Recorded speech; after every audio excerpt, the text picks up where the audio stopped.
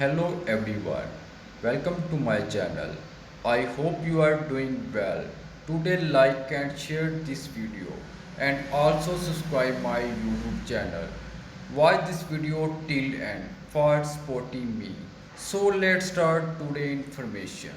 These are some updates on Iraq and Iraqi dinar. I still continue to hear phenomenal hopes from bankers for the coming days, weeks. There is a possibility for the central bank to follow the same mechanisms as the American Federal Bank. Strengthening the dollar in the market is determined by the American Federal Reserve, and it depends on the market mechanisms of supply and demand. This policy may be a successful alternative in Iraq by following a managed float policy. Floating the dinar returns to the forefront. Will the Central Bank of Iraq resort to it, and what are its risks? Quote, from time to time, calls for floating the Iraqi dinar float on the surface of the Iraqi financial market.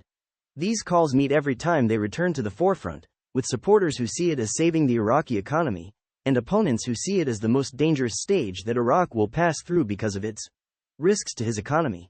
We all know the project to delete the zeros has been on the table now for many years, but it was taken off the table, back on the table. The delete the zeros is all about what? Creating value. Don't you have to have a high exchange rate to be part of the WTO? No. What do you have to have? A sanction-free currency. Are there any sanctions on the dinar? No more. 0.99% are gone. Sanction-free currency. Sanction-free country. Sanction-free bank of that country. That's why they're members of the WTO. They already told you that they are, and that's the end of that subject. You need to see something that tells you it's official today? They already told you. Iraq is done and preparing for the other side of the release. And that is controlled by the UNIMF. The parliament vote will be for all the new contracts, but the rate release is a go.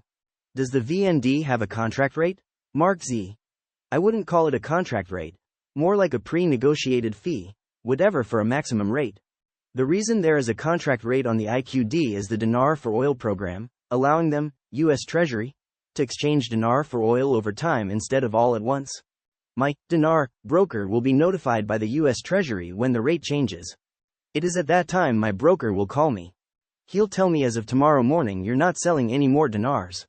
We are all in the same boat.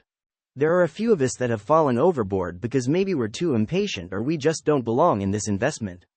But the majority, we're all on board and we know what's going on. 1310 to buy widgets is in the hundreds of trillions and their budget is in the hundreds of trillions. They don't even have that much money printed. They don't even have it on their M1 etc. at this point in time. They never have. There's got to be an adjustment. There have been a few humdingers from banking sources this week. Mostly banking people who used to tell me I was nuts to believe in the RV are now training for exchanges. They tell me, all those years and you were right, which does make me feel good. It is preposterous to think that you're going to walk into a bank and exchange Iraqi dinar for US cash.